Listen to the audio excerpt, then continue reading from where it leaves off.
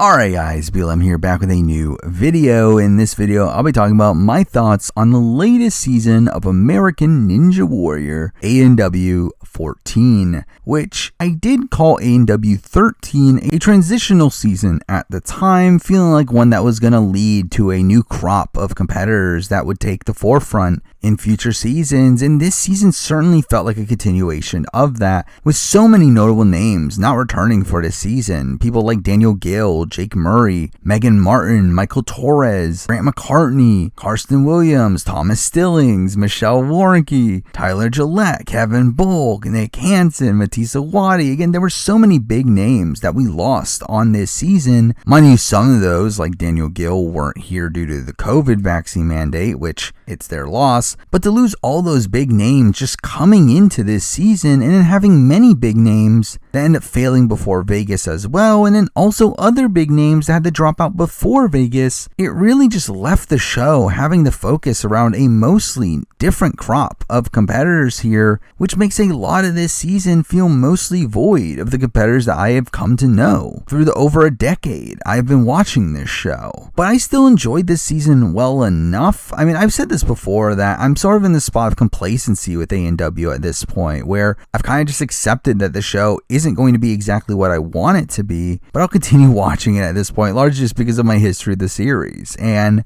considering all the faults I have with ANW in general, I don't think this is a bad season of the show, though I certainly have some questions with certain production decisions that we will talk about. But with that, let's run through season, talking about my opinions along the way. So let's start off by talking about the premiere, which qualifying does take place in San Antonio this year, and the entire season ends up being structured similarly to how last season was handled, where we have 5 qualifying rounds, 4 semifinals, and then 3 episodes in Vegas, which I actually do like this formula, to where it keeps the season compact enough to where it doesn't make it feel like it's continuously dragging like some older seasons, and also cuts back on costs that will probably prolong the show. Now, as for the course, we do start with what is now the standard shrinking steps, a fine, quick first obstacle, and then we get a new second obstacle in the roller coaster, which was essentially a slightly modified version of the double dipper. It's fine here, especially considering it is a quicker obstacle. But then we get the split decision, which they didn't fix any of my criticism of it last season, where we get the return of 2 balance obstacles here. That really, the choice between the two is just pointless, but we get either domino effect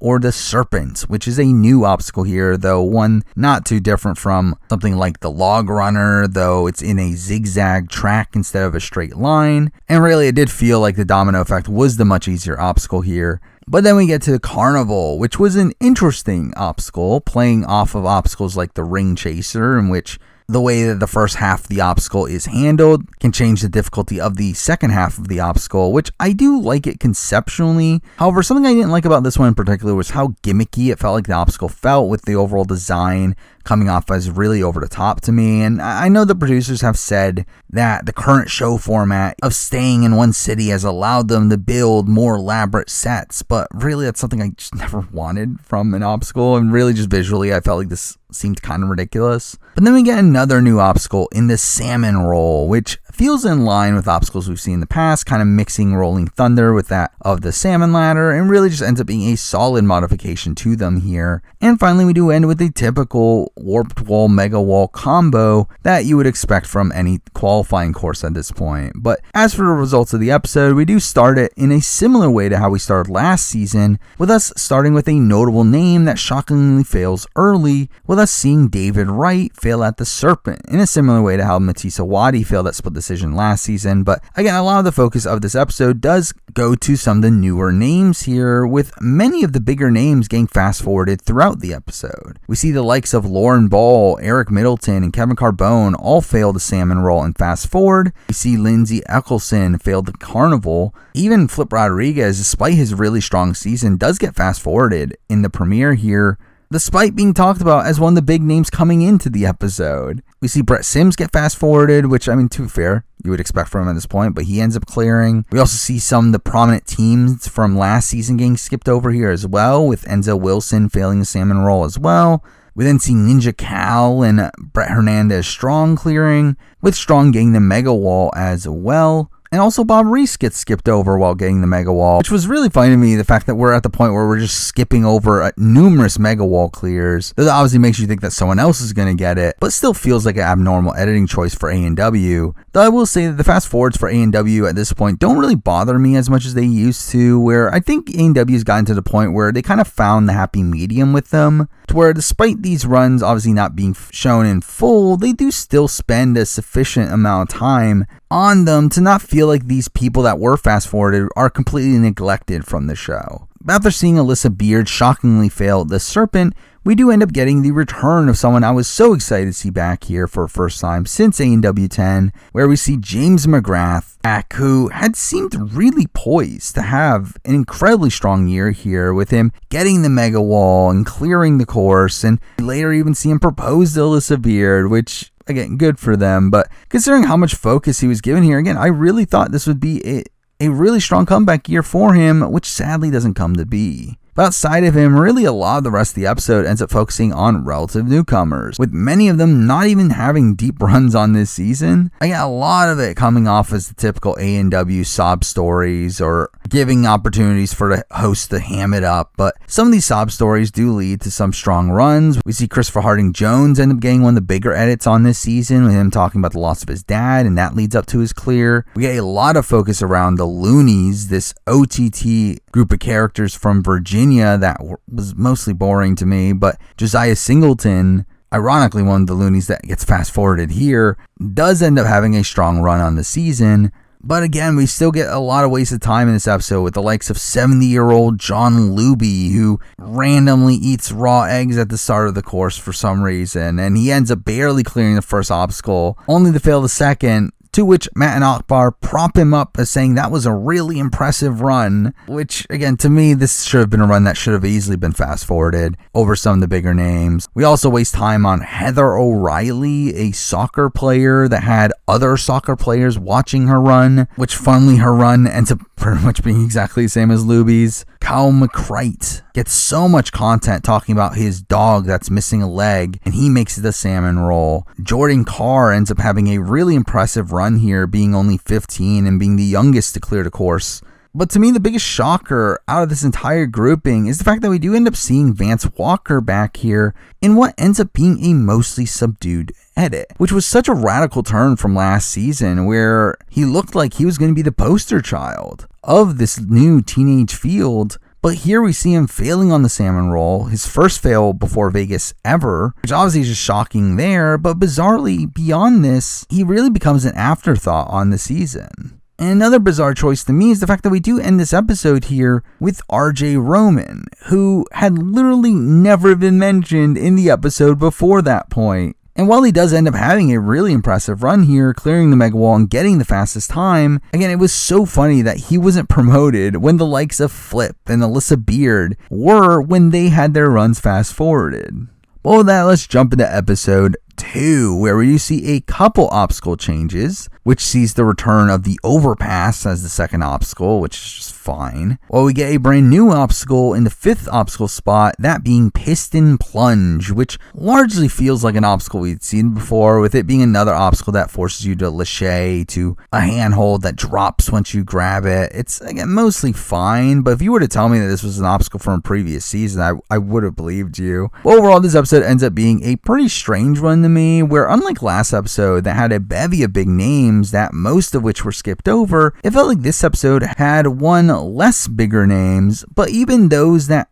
did had very mixed results here. But again, most of the focus ends up being spent on people I don't care about, and don't even end up doing that well. We have a professional boxer in Abraham Nova who literally fails the first obstacle with his foot hitting the water. We get Michaela Skinner's husband for some reason who fails the serpent. Though, to be fair, to have Michaela Skinner there just to mock her husband at every step was kind of funny. But really, a lot of the more random runs in this episode didn't end up doing much for me. Now, one of the first runs we end up seeing was from Ryan Hermstein, who ends up barely squeaking into the top 30, though something I found really weird here is how they keep on talking about how this shows nerds can be cool too, which seemed really demeaning and also strange considering he ends up being completely neglected in the edit after this. We also see Jeremy Waters, who gets a lot of content here because he's the hip-hop ninja, which felt ridiculous. We also get a lot of focus around Jacob Arnstein, the youngest competitor of the night, and we explore his background of him being from Guam, which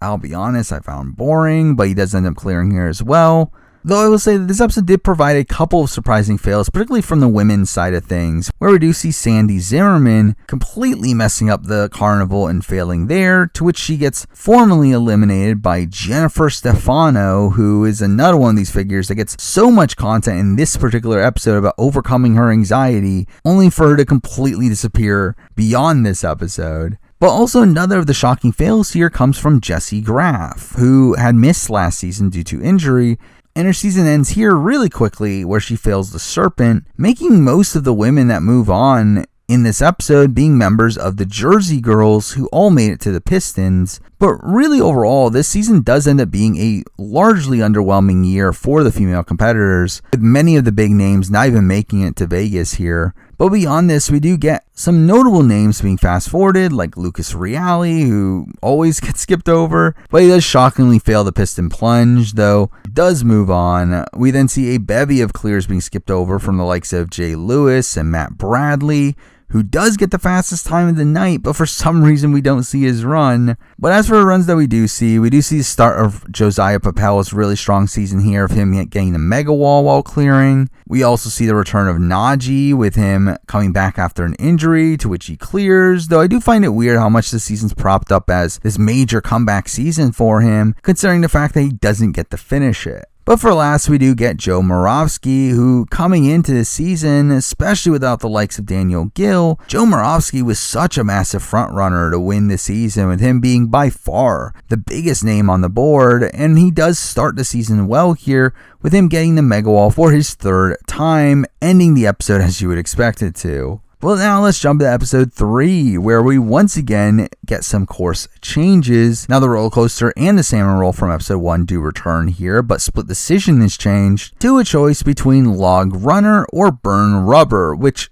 simply doesn't matter. But also we do get a new fourth obstacle in the Kickboards, which is an obstacle I actually really liked. While the core of it is essentially the same Lachey based obstacle we've seen a billion times now, I did feel like the modification that was made to that, where they have to kick the board into place before making these Lacheys, made it unique enough to where, again, I did come out of this liking this obstacle, but the results here felt mostly in line with that of the first episode, with this episode containing a decent amount of big names, but it did feel like a lot of those were skipped over in favor of people with inspirational stories here. I mean, we started off with Derek Pavoni, who I know has been competing for a while, but again, knew very little about him. But he did get to talk about his gym having been burnt down, which was obviously supposed to be an emotional story there. We also had Avi Steffel, the mother of Molly, the girl of alopecia that Kevin Bull trained, and she gets a lot of focus here despite failing relatively early. We get Casey Boutier, a former Olympian that seemed to be shown just so that he can talk about his sick daughter, though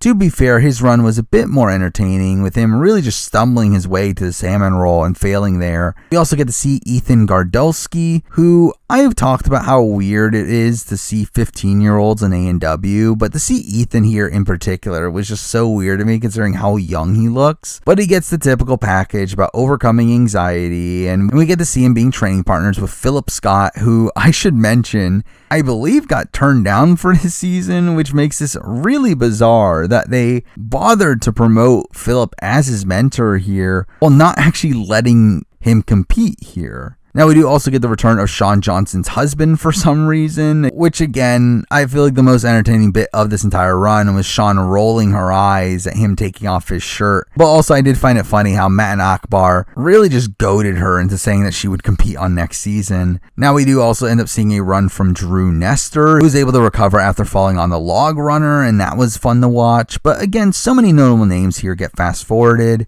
A weird one being Leif Sundberg, who again, they had promoted a decent him out, showing his save on the log runner last time, and he just gets skipped over despite that, though he does make it to salmon roll. We skip through the return of Maggie Thorne, who does move on despite failing on the kickboards. We see a bevy of clears being skipped over with some bigger names like Ethan Swanson, Jamie Ron, Cam Baumgartner, Mike Salenzi, Rue Yori, and Max Feinberg also have a lot of focus around the Iowa Ninjas, who just in general get a lot of focus on this season. Now, Jackson Twite does get skipped over here, though obviously has a prominent edit moving forward, but Levi Enright and Chris Behrens both have really notable runs here, with Levi being shown as the first run of the night and getting the mega wall, while Chris ends up having the fastest time of the night. We also do see the return of Caden Lebsack, obviously last man standing from last season, and this ends up being a really easy clear for him. But the episode does end on another of the bigger names here in Jesse Lebrecht, which right beforehand, obviously we do have to see Chris the Ganges run being fast forwarded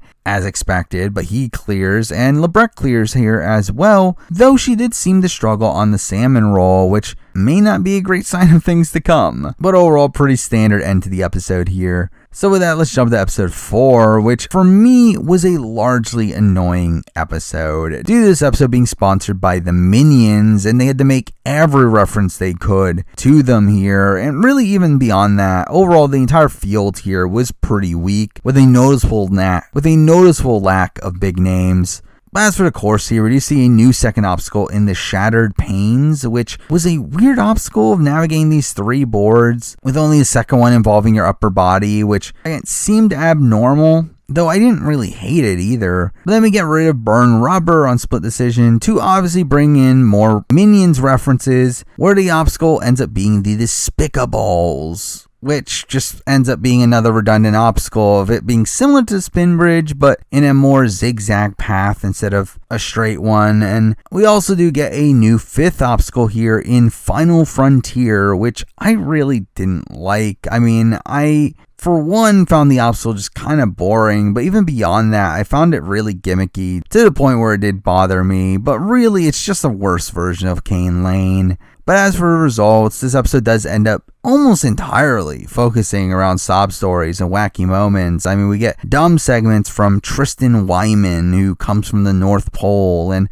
Mark Antiquoia, who dresses up in a inflatable shark for some reason. But again, we also get a ridiculous amount of inspirational stories here that, again, just do not do much for me. Though I will say that Barclay Stockitz felt like the most earned here, with her coming out here and having this segment about her fiance, helping her deal with her mom's death. And again, it was nice to see her being in a better headspace here. And while she did end up failing the Final Frontier, it did feel like she was back after having a mediocre last season. We also get a massive focus on Katie Bone, this 16-year-old rock climber that has diabetes, and she does end up having a really strong run here, though the editing for her here just came off as super over the top to me. And the same thing with Gary Weiland, a firefighter who had lost his leg, and we get the typical what a great run after him failing the 3rd obstacle. We do also see the return of Ernesto Perez, who went by Flybird, who gets a lot of content about this kid he inspires just for him to fail the 2nd obstacle. So again,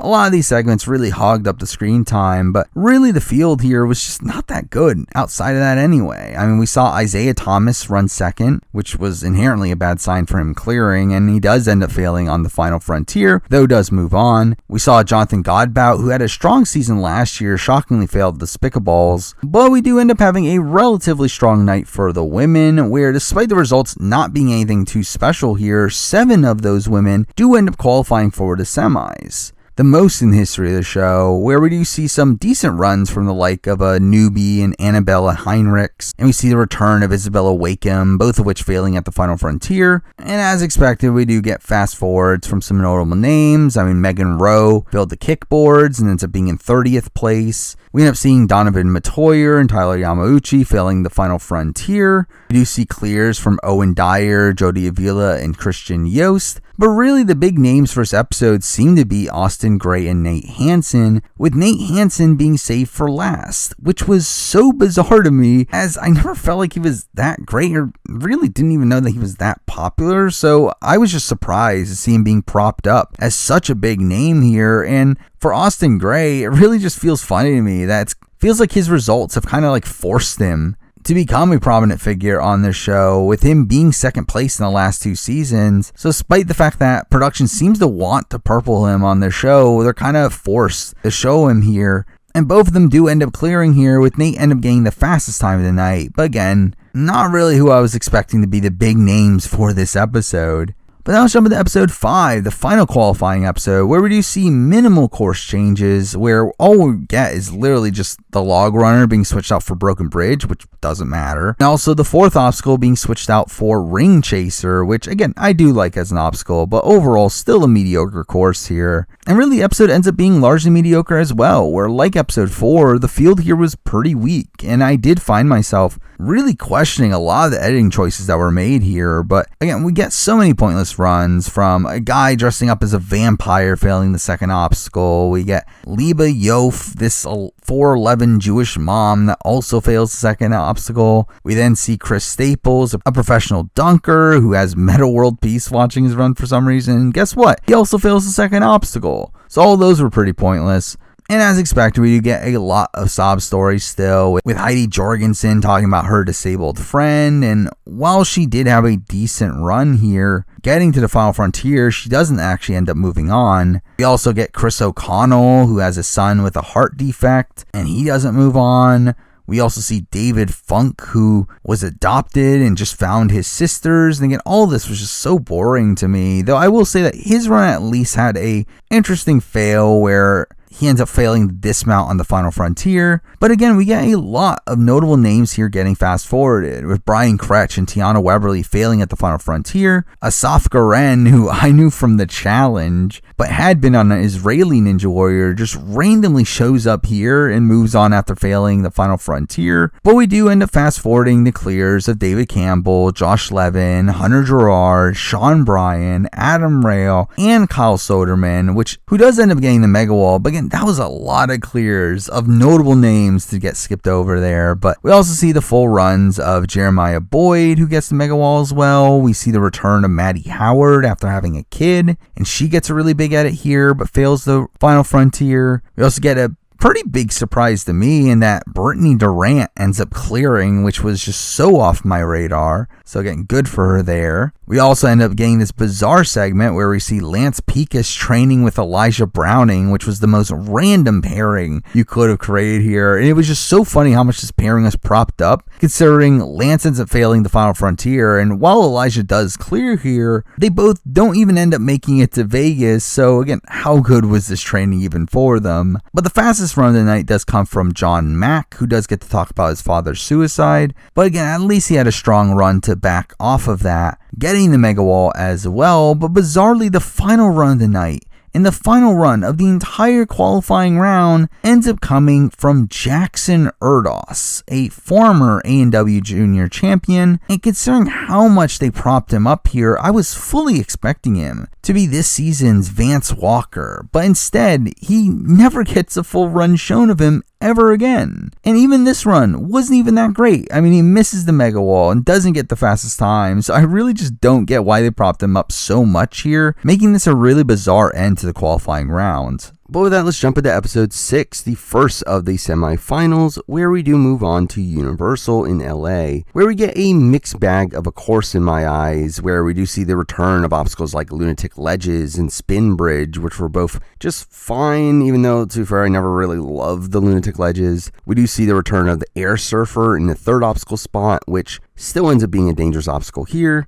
We get a new 5th obstacle in Kaleidoscope, which again just feels like an obstacle we've seen before, but it does end up being a really dangerous one here, leading to a bevy of shocking fails, even though it's essentially just a modified version of the flying shelf grab. We then still have the salmon ladder, which at this point is just there, but then we get a new 8th obstacle in Ghost Town, which again feels similar to obstacles in the past, like the bar hop, just with the cradles actually moving, and it felt really easy, even though we do get some fails on it in this particular episode. But then we do get the return of Split Decision, which again, to me, this is where Split Decision is really handled the best, where it's the choice between two radically different obstacles, with there being a slower upper body obstacle and there being a quicker, more difficult balance obstacle. And with the addition of the Power Tower, where only the top 2 make it, it does make all this a really fun format for the show here, making the choice of which obstacle to go to a pretty important one. Now for the obstacles that you choose from here, we do get the return of the Dragon Back, which I did like seeing return here, with it being a pretty difficult obstacle. For the balance obstacle, we do see a new one here in Spin Zone, which just felt like a modification of like tuning forks. Smaller, it really wasn't that interesting.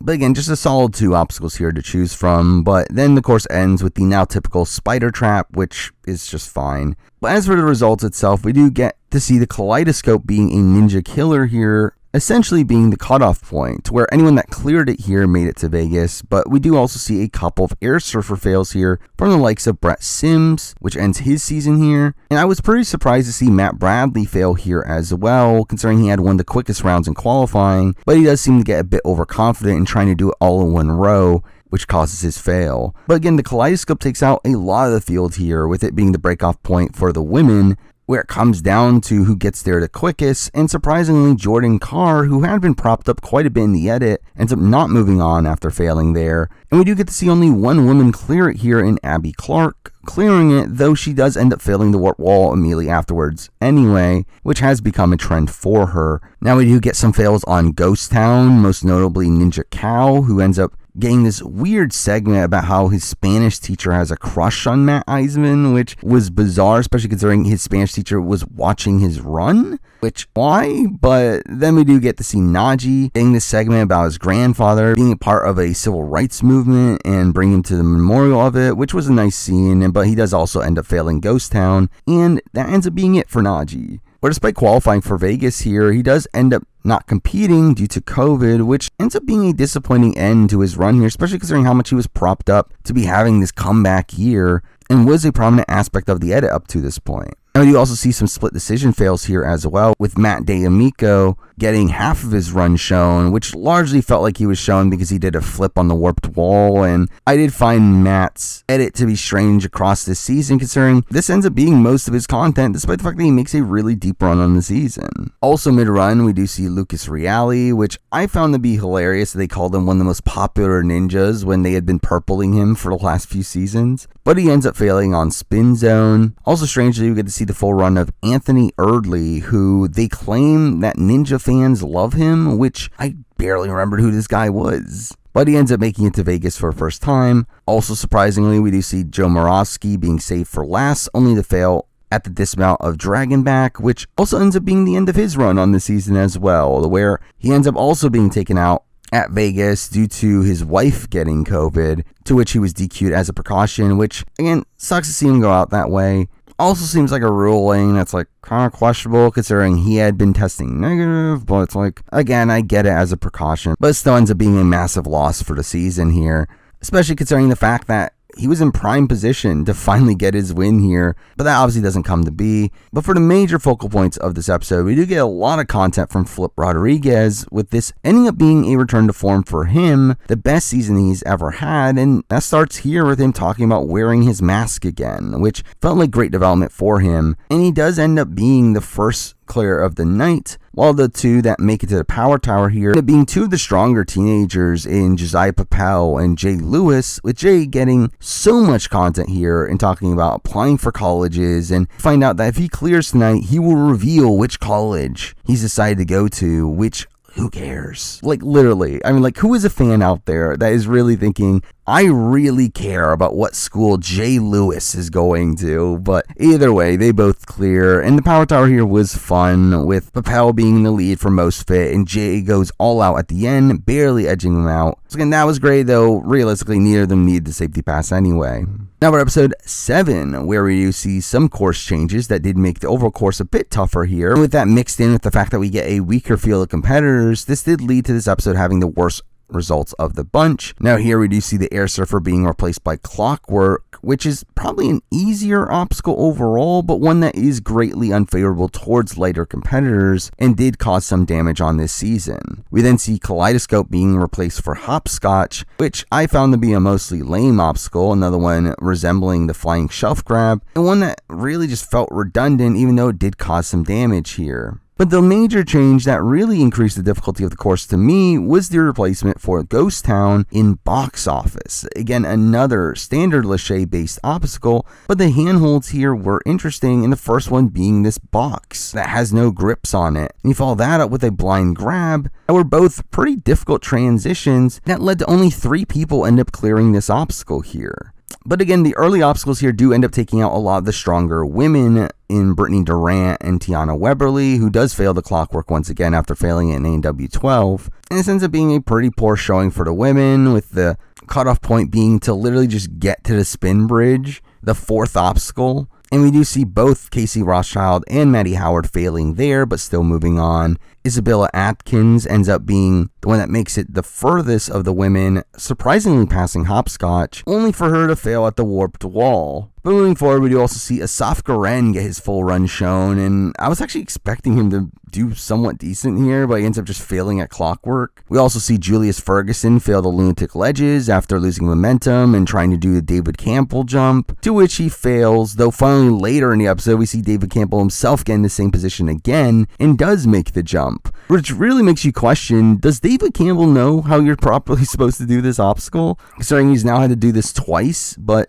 we do see some pretty big fails on Hopscotch from the likes of Jackson Erdos and John Mack. Adam Rails' season ends there as well. All of them being skipped over in favor of Mike Beadle, who also fails there after playing patty cake with his daughter at the start line for some reason. And really all this felt like it was just shown just so they could make the joke of how after playing patty cake he couldn't handle Hopscotch. But again, that was a lot of wasted time. But the Hopscotch does end up being the cutoff point here, with Ronald Washington, who was the fastest to get to it, being the only fail there to move on, while it ends the season of Lance Pekus and Elijah Browning, who both get really propped up in the edit here, with Lance getting this segment about visiting a woman he donated blood to, and Elijah being saved for last, just for them both to not make it through here. But again, we also get a lot of damage at Box Office, where we see some of the bigger names of the episode failing there, and David Campbell, Kyle Soderman, Hunter Gerard, and Sean Bryan. Though I will also state that the fact that Kyle Soderman actually had his run shown in full here was a pretty big surprise, as that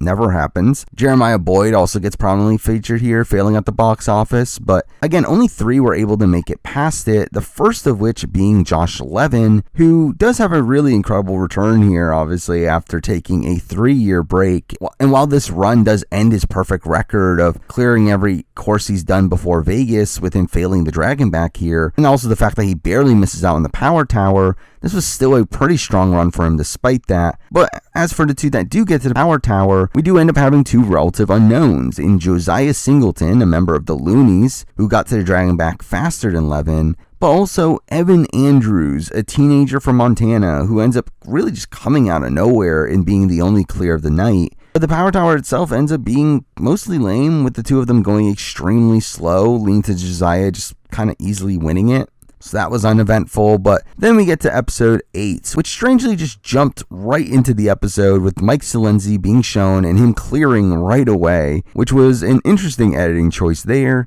but one that made it pretty clear that the results for this episode were going to be much better than that of the last. Now we do get a couple of changes for this course. We do get a new second obstacle, an over-under, which ends up being just, again, another fine, easy Lachey-based obstacle. We then see the Diamond Dash replace the Spin Bridge, which doesn't matter. We also see a new split decision here in that the diving boards are back, which again, I do like this version of it with it having a higher landing platform here. But the other obstacle ends up being a new one in flipped around, which was a fine modification of an idea we already saw in the dungeon, where you essentially have to climb up these boards to flip them. Overall felt like an easier obstacle than Dragon back, but not a terrible one. But as for the results, I did find this episode to be a stronger one, largely because the results here were more interesting to me and wasted less time here. Now we do see the clockwork doing a lot of damage, with the likes of Ruyori and Ethan Gardonsky failing there, with the latter of which obviously having weight play a major factor into his fail. But clockwork once again ends up being the cutoff point for the women,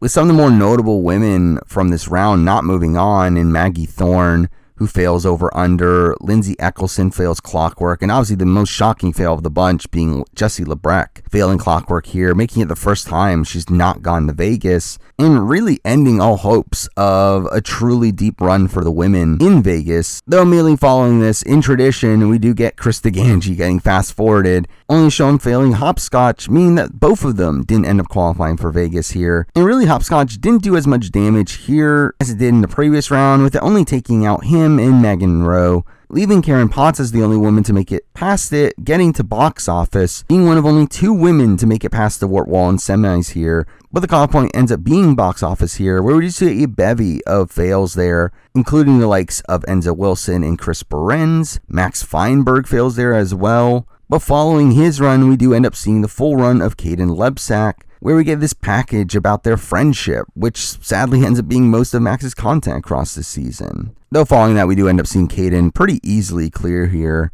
We then see some notable split decision fails from Derek Pavoni and Jamie Ron failing flipped around, with this being Jamie Ron's only content on this season, though he does get a decent package about becoming a father. Ethan Swanson ends up failing the diving boards along the way, and we do get a decent chunk of clears here, with Cam Baumgartner clearing and being another one of these skipped over competitors throughout the entire season despite having a strong run here. We do also see RJ Roman clear, but the 2 fastest runs of the night come from 2 of the Iowa Ninjas here in Jackson Twait and Levi Enright, who does get the fastest time, and the Power Tower itself ends up being a decent one here, where again, Jackson has the lead for most of it, but Levi catches up at the last second and barely ends up winning. Again, a solid episode that didn't get bogged down by the issues I've had of most of the previous ones, with this episode being more so focused around the course and the ninjas themselves. But then we get to episode 9, the final semifinal round, and one that doesn't include any new obstacles, instead just swaps out obstacles from the last few rounds, bringing back the Air Surfer, Kaleidoscope, and Ghost Town. And surprisingly, we do see Katie Bone right away, with her ending up being the only fail on Ghost Town for the entire episode, but she does end up being the top woman for this episode, with Kaleidoscope once again being the cutoff point here, and also ends up just being the cutoff point for both groups in this episode, though we do see Isabella Wakeham and Barclay Sockett both getting there and failing, with both of them end up moving on. The Kaleidoscope also ends up taking out Dan Palizzi and really disappointingly James McGrath in what was probably the most shocking fail for me throughout the entire semifinal round here, where I really thought he was being set up for a deep run, and for him to just fail there and not move on was really disappointing to see. Though we do also see Jody Avila fail there as well, though he does end up getting a fast enough time to be the 15th place qualifier. But beyond that, almost everyone that qualifies at least makes it the split decision, with only 2 people failing in between the Kaleidoscope and split decision. But there we do see Donovan Matoyer fail diving boards for a 2nd year in a row, and we do also see Kevin Carbone fail there as well, while we do see a few flipped around fails, most of which coming from the teenagers, where we do see Ethan Barnicki for the first time and he fails there. We see Jacob Arnstein fail there, and surprisingly Lance Walker getting fast forwarded here, only to fail there as well. We then also see Tyler Yamauchi fail the jump that flipped around. But following that, we do get a number of notable clears here as well, starting with Christopher Harding Jones, who gets to talk about his dad once again and gets a really solid run there. We also see Lauren Ball clear, which I found funny, as he's probably the most benefited competitor of the bunch from having split decision, as he is someone that is notoriously bad at upper body obstacles, particularly those in the back half of the course. And this ends up being his first semifinal clear since A&W 4, seemingly because Ghost Town was just such an easy obstacle, and then he was able to go for the diving boards, which is an obstacle obviously in his wheelhouse, so that he ends up getting a clear here. So again, good for him. We also get to see Owen Dyer and Isaiah Thomas clear here as well, but for the Power Tower, it comes down to Nate Hansen and Austin Gray, with us getting content first about Nate's big family, which I didn't care about, but also we get a lot about their relationship, which leads to a really interesting Power Tower here, where Austin was way ahead of Nate, but ends up slipping at the very end of the cliffhanger, giving Nate the win instead, and you can clearly tell how annoyed Austin was on the sidelines, with this playing into the tragic end for his season moving forward. But then we get to Vegas, which was fun, despite many of the big names coming into the season being already off the board, which did lead to me not having high expectations coming into Vegas. Though the results do end up being way better than expected, though I will say that the structuring of Vegas here did end up being pretty strange, with them only being given 3 episodes to work with, to where we see so many runs being completely skipped over here, and really barely over an episode ends up being dedicated to stage 1 in a situation where it clearly needed more. Now, the overall stage 1 course here was fine, mostly in line with last season, considering most of the course conceptually stayed the same, despite a couple obstacle changes. We start with a slide surfer, a fine quick first obstacle that takes us to a new obstacle in the 3-ring circus, which I think is a cool obstacle visually, that you have the swing on this ring and blind grab another ring and then slide down using another ring, and I didn't mind it, though it obviously ends up being relatively easy with only 1 fail on it. Then we get to the giant roller coaster, which ends up replacing the double dipper, which seemed like a downgrade here, despite the obstacle being one that is technically supposed to be more difficult. It's essentially just the same obstacle, but with an extra jump at the end, though the bars did seem to be a bit heavier, to where it did seem to slow down the obstacle, and the additional transfer didn't seem to matter that much, so I was overall just kind of underwhelmed by it. But then we got to see the jumping spider, which continues to do damage, but I'll be honest, I'm just kind of bored of this obstacle, though I don't expect them to change it at this point. We then see the final new obstacle for stage 1 in the 5th position here, in that being tetherball, a bizarre obstacle where you have to grab a rope and have to swing around this pillar to unwrap it enough to where you can reach the landing platform. And really, I just found this to be a weird obstacle, one that did cause a decent amount of damage, but despite that, I found the obstacle to be kind of boring to watch for most of it, where the setup for it is just kind of ridiculous, and while the dismount was awkward enough to where it did cause most of the damage here, it didn't really boon my overall opinions on the obstacle here. But then the rest of the course ends up being the same as last year's, with the warped wall being back, despite, in my view, it being a pretty pointless addition to Vegas. But we then also have the same split decision with the dipping birds, followed by the choice between the high road or the fly hooks, which is a combination of obstacles that I still really like. Now, the dipping birds really just could be any random balance obstacle, but I still like the choice of whether or not to go for the high road, which can be the make or break for you, especially if you're low on time. So I do like that they give you the option here. But as for the results, which ends up being around what you would expect from A&W, with 25 clears on stage 1 here, but still providing some shocking fails along the way. And we do start that off with Levi Enright, who does have a safety pass, which him being shown first makes it pretty clear that he wasn't going to clear here, but we do see him failing the dipping birds. But what is surprising is that in his eventual rerun, which ends up getting fast forwarded, we see him failing the dipping birds again. And with that fail, and also fellow Iowa Ninja Chris Behrens failing there as well, that ends up being a pretty surprising end for their runs on this season, considering how prominent in the edit they were. Another shocking fail shown really early here was Sean Bryan, who ends up being the only fail on 3-ring circus, with him even making the blind transfer, only for him to lose his grip while readjusting there, which ends up being one of the most shocking runs of stage 1 here. Another shocking early fail comes from Barclay Stockett, who again had such a glowing edit about this being her comeback season, only for her to fail the very first obstacle after going off course. Now, as I mentioned before, this ends up being a pretty weak year for the women, with few women even making it past the jumping spider here, with the likes of Maddie Howard and Karen Potts failing the roller coaster, while the likes of Katie Bone, Megan Rowe,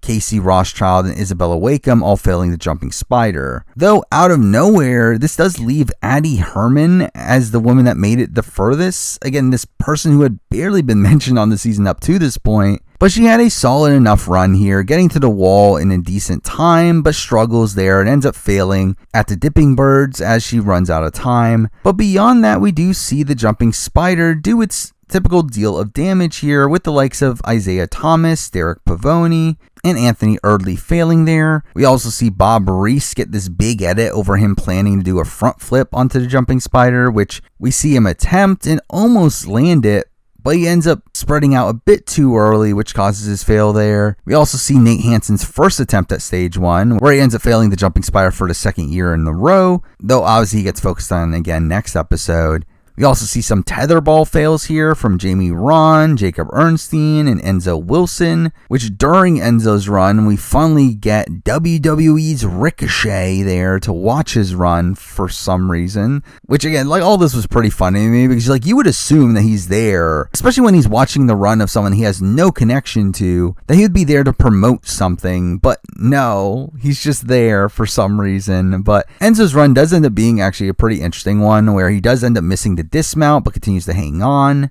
despite losing all momentum until his grip eventually gives out. But the most shocking of the tetherball fails here ends up coming from Austin Gray, who initially misses the first two opportunities to land and clearly ends up rushing his third attempt to where he ends up falling to the side and his foot taps the water, eliminating him in a season where, again, he should have been poised to win it all here. And to make things even more tragic, had he not slipped on the power tower back at the semis, he probably would have been in serious contention to win this season. But because of that one minor slip up, his season ends here. As for other runs that didn't clear, we do shockingly see Lauren Ball fail the dipping birds, which seemed like an abnormal way for him to go. And in the complete opposite sense, we see David Campbell time out the fly hooks once again, which is exactly how you would expect him to go. But also we do see Jody Avila go out in a similar way as well, but we do also still get a bevy of clears in this episode, with Josiah Singleton being the first of those clears to be shown for the night. But then we get a lot of fast-forwarded clears with Tommy Yamauchi, Evan Andrews, Owen Dyer, Max Feinberg, Donovan Matoyer, Caden Lebsack, Josiah Papel, and Kyle Soderman all clearing. We do see Jackson Twite barely clear with less than a second on the clock. Jay Lewis has a solid run here as well, where during it, this is where we get the reveal that Joe Moravsky didn't compete here, which was weird that he didn't do a similar thing for Najee, but for the people that did seem like true contenders based on the edit at this point, we did have Josh Levin talk about this being his comeback season and how he's taking risks now and dubs himself Josh 2.0, leading to him getting the high road and clearing it. And all this felt like very clear setup to him being a major contender moving forward. But also RJ Roman and Flip Rodriguez get major focuses here as well, with them now being training partners. But this episode does end with Flip's run, with him already getting content about how much he's failed stage 2 in the past. That made it clear that they are setting him up to eventually end up clearing it. This ends up being a solid ending to part 1 of Vegas, leading us to episode 11, part 2 of Vegas, which was a really weirdly structured episode with how rushed the rest of stage 1 ends up being here, where despite only half the runs being shown in part 1, we only end up dedicating the first 20 minutes of this episode to stage 1,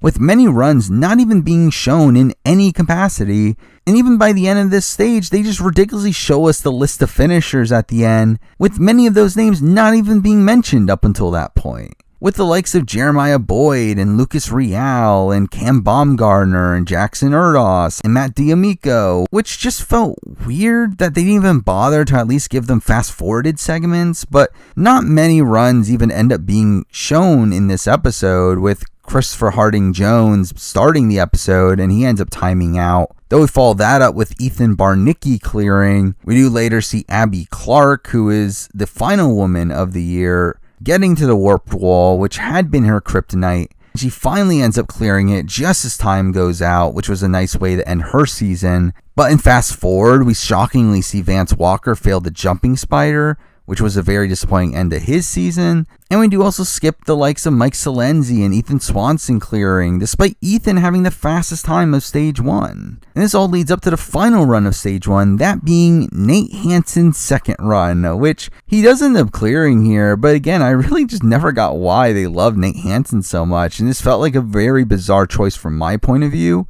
especially considering how over the top the edit for him is here, to where I was prepared to see him have an extremely deep run here. But then we jump into stage 2, which largely just follows the same format as last season, starting with the striding steps into double salmon ladder combo, which was fine. We then get the piston plunge as the third obstacle, which I mostly found lame. Like, I know some people end up failing it, but it really just feels like they've run out of ideas because they really just did nothing unique with this obstacle here. We then also get the return of hammer drop, which I really like the first part of the obstacle, but really the climbing section afterwards and the jump to the rope really just take forever and just makes it kind of boring by the end of it. But then we get a new 5th obstacle here, and that being Hornet's Nest, the harder version of Beehive, which in itself is a modification of Wingnuts, essentially making this a modified version of Wingnut Alley. And I'm mostly fine with it. I've always liked Wingnut Alley as an obstacle, and this one here seemed like the right amount of difficulty. Though at the same time, it is kind of redundant to have 2 very grip-intensive obstacles in a row here, as we do finish the stage still with the falling shelves, which I still love as a final obstacle, though it didn't do nearly as much damage as last year, considering I feel like everyone had already trained on it. Though I will say that I do find the 4-minute time limit for this stage here to be really ridiculous. Not saying it's completely unwarranted considering the course, but just seeing a time limit that large will always seem so dumb to me. Here we do end up seeing most of the stage 2 runs, with them once again only leaving a couple more for the beginning of the next episode, but the results here do end up being mostly fun, where we do get a solid amount of clears, but still it feeling like the obstacles are doing their fair share of damage along the way. And we do see Jackson Twite failing right away at the striding steps. We see a bevy of piston plunge fails from a lot of the teenagers like James Sinella, Jeremiah Boyd, and Jackson Erdos, who again gets skipped over here despite his ridiculous praise that he got at the beginning of the season. Mike Salenzi and Josiah Singleton also fail piston plunge, though Singleton ends up having a safety pass, so he gets to run again later. We do see Donovan Matoyer and Grant Nguyen both fail the jump to the rope at the hammer drop, which was weird considering I always considered that to be the easiest part of the obstacle. But then we see Hornet's Nest take out some of the bigger names like Owen Dyer, Lucas Real, Evan Andrews, and probably more shockingly, Kevin Soderman and Ethan Swanson, both of which I expect to be back on stage 3, especially considering the number of clears that we got of this stage, but instead their seasons end there. Tyler Yamauchi finally gets a run shown here, and I really felt like he had the clear in his hands there, but he ends up failing the blind grab on the falling shelves. But we still do get a very strong number of stage 2 clears here, with Flip Rodriguez being the first of those shown, and I was really happy to see him finally clear stage 2 here. And this does end up being one of the more riveting runs of the entire season to me, with him having injured his hands early in the run, and despite that is still able to get through obstacles like Hornet's Nest and falling shelves. And that was a thrilling run. We also see clears from RJ Roman, who really started to look like a serious contender at this point as well. Along with that, we got Jay Lewis and Josiah Papel clearing. Hayden Lebsack seemed poised to repeat his strong run from last year here as well, with him clearing with one of the faster times and now being the only person to make stage 3 last time to still be in the competition. We also fast forward through Cam Baumgartner and Alex Feinberg's runs because what's new, though we do also see Ethan Barnicki's clear fast forwarded, but really just the concept of him clearing here was a shock to me, as he was just completely off my radar. And really the same thing goes for Matt D'Amico, who clears with over a minute on the clock, which just seemed ridiculous. But the final run of the night is given to Josh Levin, and we do see Josh having a flawless run there and having this really big reaction to clearing where he breaks the buzzer. And this also ends up being his first stage 2 clear after 3 stage 2 fails in the past. It had always been stated beforehand that if he were to ever get past stage 2, he would win it all. And seeing him finally do so here was great to see, though I will say that I do question how they ended the episode, where we do get the reveal that we're going to have a record-breaking number of people make it to the final stage, which seemed to give away a lot here.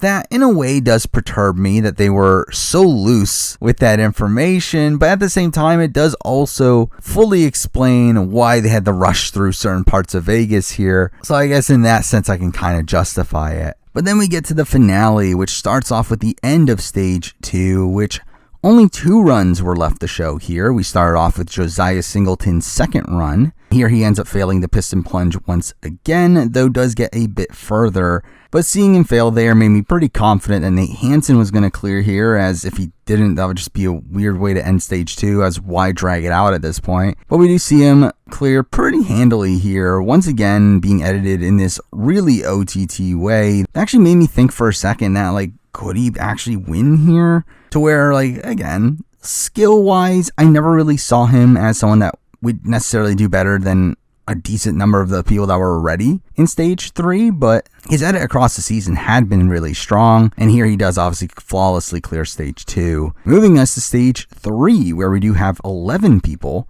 making it to this point, and despite me thinking that last year had one of the easiest stage 3s in recent history, here we end up having an almost identical course, which really felt like they were trying to set it up for a winner here, and it does get us at least close to that. But we do start the stage with a new obstacle in Patriot Pass, which I found mostly lame, with it just being a modified version of something like Rope Junction, really just a filler obstacle here. We then get the return of Stalactites, which is fine, but again, another filler obstacle as well. We then get the final new obstacle here in Chop It Up, which I actually do like. I mean, it is an obstacle similar to one that I've thought of in the past, where you're essentially lashaying from log to log, which I thought was a pretty cool energy draining obstacle here. But again, on this relatively easy course, it didn't really have that much of a factor. Where I think the main point of this obstacle was to weaken you before the next obstacle, which we end up having the ultimate cliffhanger once again, which is just straight up boring for me at this point. And considering the fact that it's so trained on, to the point where like most people that make it this far should have no difficulty on it, outside of some flukes or circumstance, it really just feels like a joke of an obstacle at this point, with this not even being the most difficult version of A&W's Ultimate Cliffhanger either. But then we get to Pipe Dream, which I'm surprised is still there. I mean, I don't necessarily dislike it. It's fine, and it does do damage here, but to think that this is one of the longest lasting obstacles on stage 3 at this point is just a weird thought to me. We then get to the return of Eyeglass Alley, which did do damage last season, but here, again, considering it's been really trained on at this point, I do feel like it's another situation where everyone just knew the technique for it, and with that ends up being relatively easy here. And then we end the stage with the Flying Bar, which, just like the cliffhanger, I find it really boring now, and this one actually probably even more so, as it's another one of these like more trained on obstacles, and through that, really just no one is going to fail this at this point unless you're extremely fatigued, as everyone that makes it this far should know how to do it. But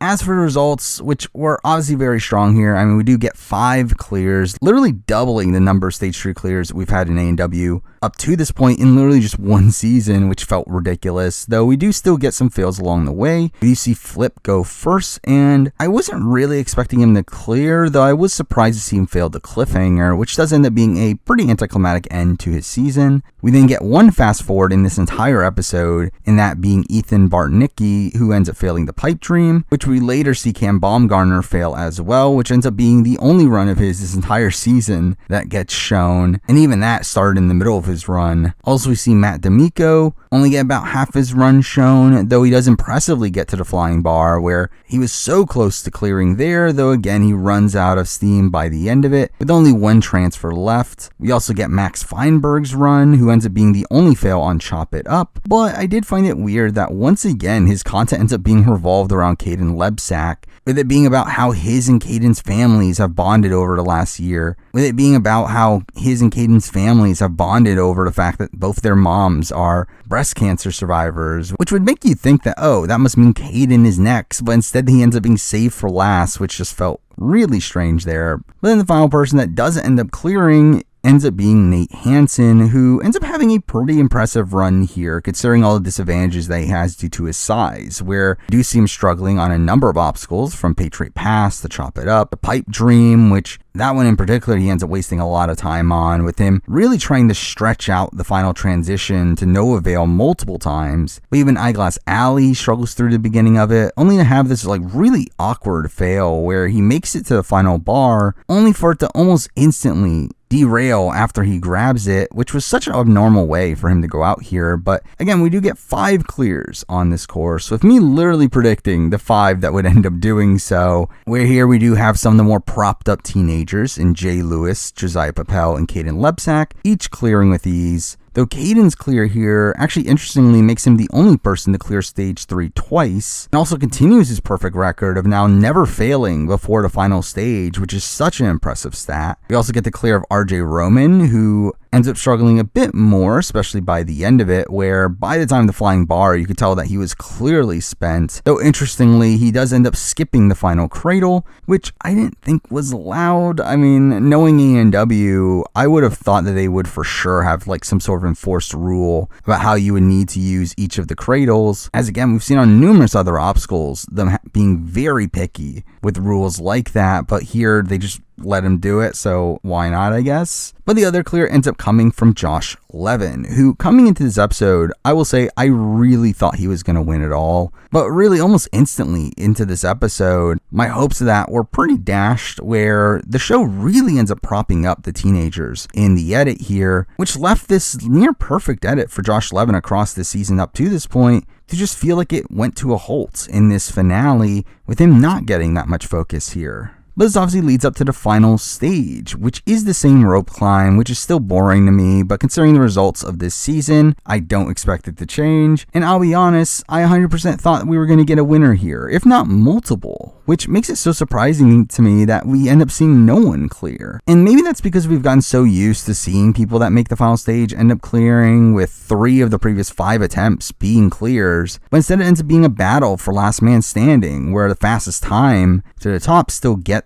that title, but no one ends up actually winning the season itself. But here we do see Josh Levin go first, the person I thought was the most likely to win it all. And considering the constant talk of if he gets to the final stage, he's winning, he ends up performing actually the worst of the 5 here, which was such a surprise to me. RJ Roman is next, and his run does lead to a bit of controversy where there is this talk about the safety rope getting in his way during his climb, which, while I still don't think he would have cleared here, it certainly did make it tougher for him. And yeah, it's obviously unfair how the slack in the line isn't consistent between runs, but I don't think this is A&W trying to rig the result or anything. I think it's simply human error, and it's even something we've seen on Sasuke at points in the past, though it's obviously something that ideally would be fixed moving forward. But then we're left with the teenagers in Josiah Propel, Jay Lewis, and Caden Lebsack, who do run in that order. Each of their times get progressively better than the previous one, leading to Caden being the last man standing once again, which is impressive. But I will say again, I was fully expecting him to clear here. I really thought Josh Levin and Caden were both going to clear the final stage.